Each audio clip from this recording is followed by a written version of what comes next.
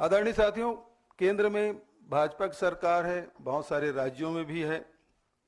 दरअसल ये सरकार आरएसएस की सरकार है, क्योंकि संविधान में तो न्याय की बात है, समानता की बात है, लोकतंत्र की रक्षा करने की बात है, और आरएसएस इन विचारों को मानती नहीं है। और वही काम लगातार जो भारतीय जनता पार्टी की सरकार है वो लगातार कर रही है।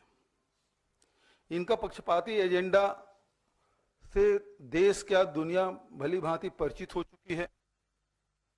और लगातार अभी जिस प्रकार से राहुल जी ने जो बयान दिया,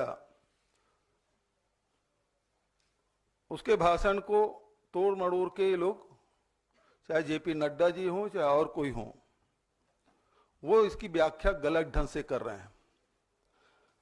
भारतीय संविधान के अनुच्छेद 12 में राज्य का अर्थ उसके संस्थानों के रूप में परिभाषित की गई है।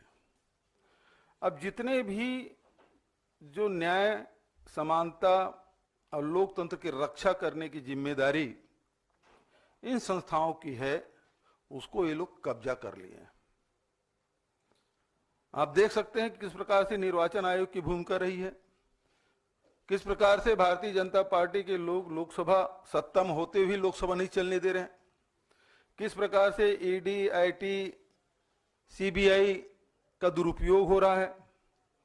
और इसीलिए तो राहुल जी ने कहा कि लड़ाई हमको इन संगठनों से भी है। स्टेट का मतलब ही यही है कि उनके जो अनुच्छेद 12 में जो परिभाषित किया गया है, उससे स्पष्ट है कि इन संस्थानों में ही उनकी शक्तियां हैं, और उन शक्तियों को या तो काबिज कर लिए हैं या उन्हें डरा धमका के अपने अनुरूप फैसला करा रहे हैं।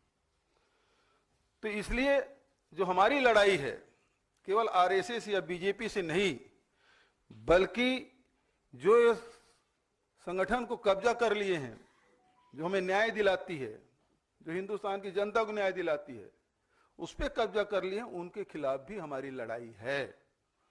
और इसको लगातार ये लोग दूसरे ढंग से परिभाषित करने के, दूसरे ढंग से व्याख्या करने की कोशिश कर रहे हैं, जो निंदनीय है। कम से कम आरएसएस और बीजेपी के लोग कांग्रेस के कार्यकर्ता, कांग्रेस के नेताओं को देशभक्ति की पाठ ना पढ़ाएं, हमें ना सिखाएं देशभक्ति क्या है।